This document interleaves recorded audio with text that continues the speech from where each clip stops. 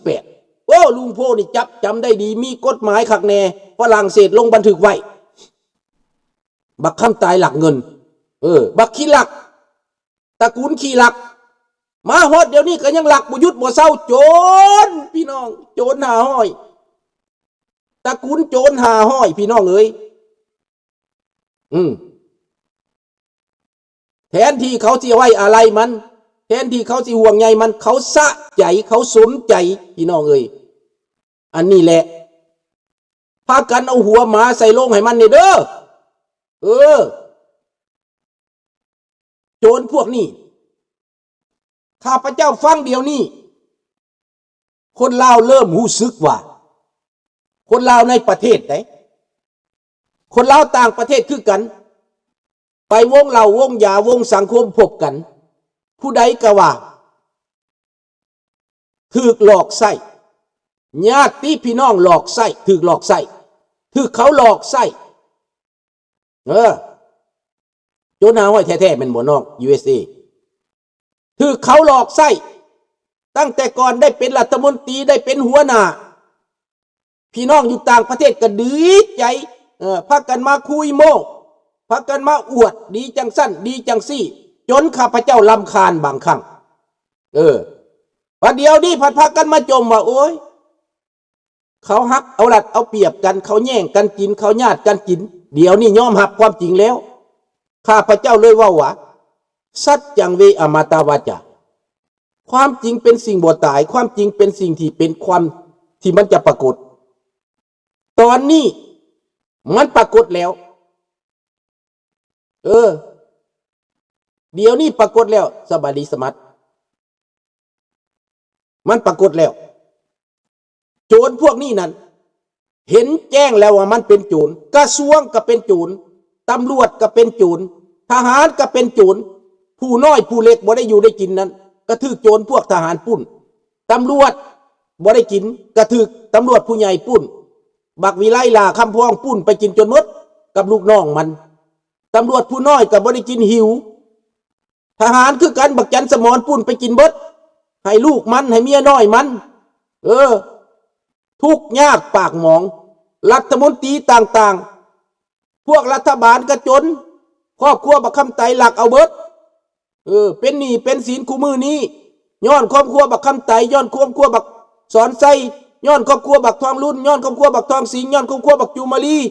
ย้อนครอบครัวพวกนี้แหละมันปูนซาดโจรพวกนี้มันปูนซาด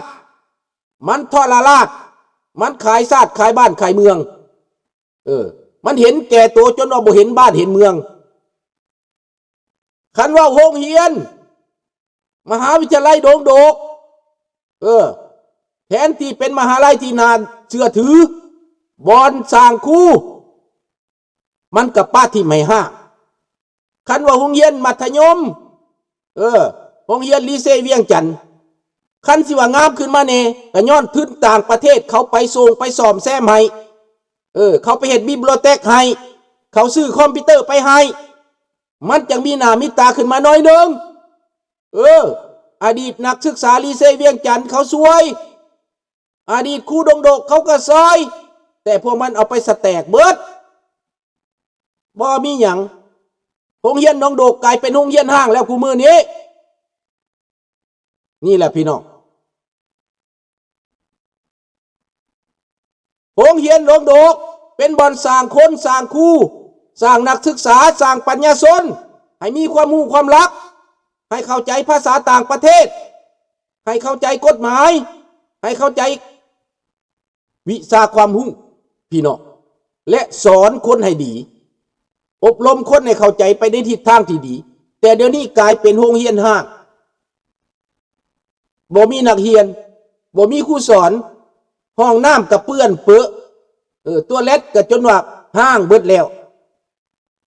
มันหมายถึงว่าอย่างพี่น้องเด็กน้อยลาวกลายเป็นอยู่ข้างถนนเด็กน้อยลาวกลายเป็นขายเพศขายตัวเองกลายเป็นโสเภณีเต็มบ้านเต็มเมืองมันน่าอับอายที่สุดพี่น้องควรจะปิดหน้าไว้แล้วครอบครัวบักสอนไส้ครอบครัวบักทองรุ่นมึงควรจะปิดหน้าไว้แล้วมึงจะเอาหน้าเอาตามาใส่มึงจะไปเผาศพอยู่ท่าหลวงนะ ศพหมาตายตัวนั้นน่ะมันก็บ่มีความหมายดอกคนลาวบ่ได้ทราบซึ่งนะมึงดอกเห็นบ่ล่ะอันนี้พวกท่านต้องเข้าใจว่ายุคนี้มันจะเป็นยุคความจริงแล้วพี่น้องมันใกล้เข้ามาแล้วมันใกล้เข้ามาแล้วดังนั้นเตรียมตัวเอาไว้เตรียมใจเอาไว้มันตายไปแล้วก็วิทย์ไปต่อไปผู้อื่นมันจะไปสดใสกรรมเหมือนกันมันจะเลี้ยนทิวกันไปพี่น้องตายเหมือนดังหาก้อมกินหัวมันพี่น้องมันจะตายแบบนั้นกันหมดพวกผู้นำลาวแดงมันจะพากันตายมันสิหล่นคือบักอื้อมะม่วงนี่แหละมันสิตกปุลงนั่นแหละพี่น้องลองเมืองโลดคนบ่ดีคนชั่วคนเลวคนทำลายชาติ50 ปีได้โอกาสกำอำนาจ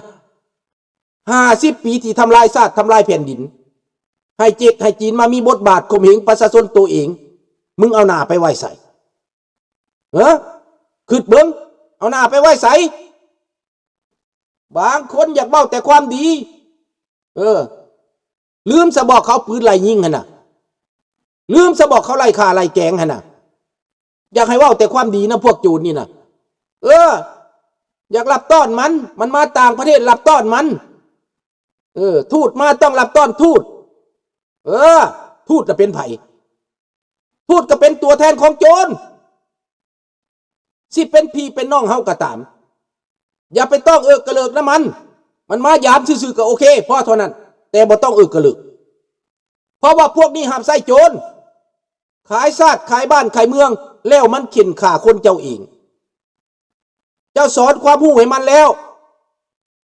ต่อไปแล้วมันก็เข็นฆ่าเจ้ามีคนภายในประเทศบอกข้าพเจ้ามาว่าข้าเจ้าเก็บเนื้อเก็บตัวข้าเจ้ารอคอยว่าให้พวกนี้มันล่มสลายไปข้าเจ้ารอให้พวกนี้มันหมดอำนาจไปมันหมดความชอบธรรมไปแล้วต่อไปประชาชนลาวจึงค่อยลุกขึ้นมาจัดการมันนี่รอโอกาสพี่น้องข้าพเจ้าเชื่อในว่าโอกาสเฮามีเรื่องนี้นะโลกนี่นะ50 ปีแล้วบรรสุดช่วงของมันในยุโรปก่อนเขาสิมาเป็นประชาธิปไตยคือกูมือนี้มันก็แม่นสภาพการของโลกพี่น้องสภาพการของโลกเปลี่ยนมาบัดนี้ต่อไป next แม่นในเอเชียเฮาสภาพการของโลกก็เปลี่ยนอีกมายุคโดนัลด์ทรัมป์ก็เฮ็ดให้โลกนี้โปรโวกให้โลกนี้ต้องมีการเปลี่ยนแปลงลาวแดงมันสิแล่นไปเพิ่งไผมันแล่นไปเพิ่งจีนก็คือเสือคือแข่สิกินคอมันมันสิไปทางใดมันบ่มีทางไปบักแก้วหัวขอดแล่นไปไสมันก็แล่นไปหาอเมริกามันไปเพิ่งอเมริกาบักแก้วหัวขอดแล้วบักใดอีกสิบ่ไปมันบ่มีทางเลือกดอกพี่น้องทางเลือกบ่มีหลายมหาอำนาจสหรัฐอเมริกาเขาเปิดแผนเขาโจงแจ้งเขาเว้าหยังก็ได้แต่เขาบ่ได้ไปเอาของเจ้าได้อเมริกาบ่ได้เคยมาตัดเอาไม้ในลาวได้อเมริกาบ่ได้เคยมาลักเอาทรัพย์สินสมบัติในลาวได้อเมริกาบ่เคยมาขุดบ่อแห่ในลาวได้แม่นบ่ทันบุญอเมริกามีแต่เอามาช่วยเหลือประเทศด้อยพัฒนาให้โอกาสการค้าการขายกับฟรีเทรดลาวแดงได้โอกาสฟรีเทรดไปขายเครื่องอเมริกาแต่บ่มีปัญญาจะไปขายออกอินเดียให้เข้าตลาดโลกแต่บ่มีปัญญาจะสร้างความเจริญให้ประเทศเขาให้โอกาสเจ้ามาหลายปีแล้วซ้ำบ่นำยังขี่หลักขี่ซกซ้ำบ่นำยังคดทรยศต่อเขาซ้ำบ่นำยังกินเงินขอเขาฟรีมาเอาไปใช้จ่ายเป็นส่วนตัวนี่คือสันดานพวกโจรพี่น้องสันดานพวกโจรพวกนี้มันบ่มีวันจะเปลี่ยนแปลงถ้าพวกเขาบ่จัดการให้มันเปลี่ยนแปลงสบายดีจันสีว่ามันตายไปก็เป็นผีเป็นเพศนั่นแล้วแบกหน่วยผู้บ่ได้พุทธบ่ได้เกิดเสื้อสายบักสีพันดอนนี่เบิ่งจนเอาผู้เอาดอนมาเป็นนามสกุล มันบักผีเปรตแม่นมันเป็นแนวนั้นแหละมันบ่แม่นนามสกุลของมันมันเอา4,000 ดอนมาเป็นนามสกุลมันว่ามันใหญ่บักไก่สอนคือกันพรหมวิหารนั่นมันบ่แม่นนามสกุลมันคนปลอมใส่สื่อปลอมเพื่อจะมาหลอกลูกเล่าหลานเล่าจนว่าบ่ฮู้จักที่จักแดนนั่นแหละมันเป็นโจร4,000 ดอนขายดอนโขงยึดเอาดอนโขงมาเป็นของตัวเองมาสร้างโรงแรมให้ลูกให้หลานมันหากินนี่พวกเขาก็ฮู้แล้วความจริงโจรนามสกุลจอมปลอมเนาะปุ้นแผ่นดินลูกหลานเราจดบันทึกไว้จำไว้ใส่สับใจจำไว้ใส่สมองว่าครอบครัวนี้เป็นโจรบ่ต้องไปสนใจนะมันคนในประเทศให้ตื่นซะเห็นซะให้เข้าใจซะเบิ่งดูขนาดมันตายมันจะให้คนโศกเศร้า3 มื้อ 4 มื้อผู้ใดสิโศกเศร้านะมันบ่มีผู้ใดโศกเศร้าข้าพเจ้าดีใจซ้ำแต่เสียใจมันตายไวโพดให้มันทรมานดนแก้วแดงฮานอยพวกนี้น่ะมันมาจากฮานอยเบิดฮานอยส่งมันมาเดี๋ยวนี้ฮานอยบ่ต้องการแก้วพวกนี้เขาให้มันอยู่ในใสเขาให้มันอยู่ในหนองท่าแก้วพวกนี้น่ะแก้วพวกคอมมิวนิสต์พวกนี้น่ะให้มันมาอยู่ในหนองท่าเพราะว่าอยู่ฮานอยเขาก็บ่ต้องการเวียดนามรุ่นใหม่ขึ้นมานี้เขาเฮ็ดหยังเขาจะคลีนอัพเขาบ่ให้มีพวกซอราดบางหลวงเขาจะเข้ากับโลกเขาจะเข้ากับสากลพวกแก้วรุ่นเก่านี่นะเขาจะเตะมันไปบักเพชรโศกเศร้าว่าซั่นให้น้ำโอ้ยบักผีเปรตเอ้ยไปให้น้ำพอมึงเด้อบักเพชรสวรรค์ไปพอมึงตายแล้วบักอังเติ้ลคือกันตายไปให้น้ำพอมึงบักลูกซอดไปโอ้ยบักเพชรเอ้ยเสียคนสวรรค์เบิดตายบ่ได้พูดได้เกิดเด้อบักนี้ก็ได้มันตายบ่ได้พูดได้เกิดให้มันไปให้น้ำไปห้องน้ำจัก7 วันเด้อบักเพชรเด้อไปถือกวดเราไปกินไปให้อยู่นั่นเนี่ยเดินท่าหลวงแหละเขาสิเผาศพพอมึง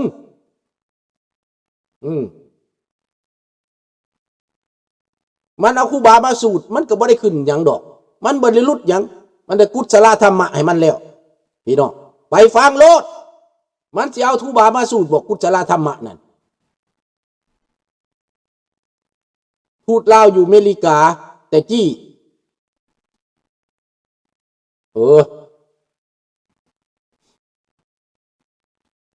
ดังนั้นแหละพี่น้องในตอนนี้นะสตาเขาขาดแล้วพวกโจรพวกนี้นะให้มันไปให้น้ำ7 มื้อ 7 วันเด้อบักเป็ดเด้อบอกมึงเด้อไอ้โอ้ยเสียใจพอมันตายเสียใจพอมันตายบักผิดพอคำตายมันน่ะตายแล้วนี่แหละพี่น้องว่ามันบ่จักแนวสีเว้าในมือนี้น่ะจังแม่นมันสะใจนะพวกนี้น่ะแต่ว่าลูกหลานบ้านเมืองถ้าพวกเขาอยากให้มีการเปลี่ยนแปลงถ้าพวกท่านอยากอยู่ดีกินดีถ้าพวกท่านอยากมีเสรีภาพพวกท่านบ่ต้องคอยตามมันสวนกระแสมันทันทีพี่น้องเอ้ยทั้งประเทศทั้งแผ่นดินทั้งโลกบ่ต้องลอยตามพวกนี้บ่แม่นคนลาวมันเป็นโจรฮานอยส่งมาบี้คนลาวมากีดกันคนลาวมาทวงเวลาคนลาวขอให้คนลาวตาสว่าง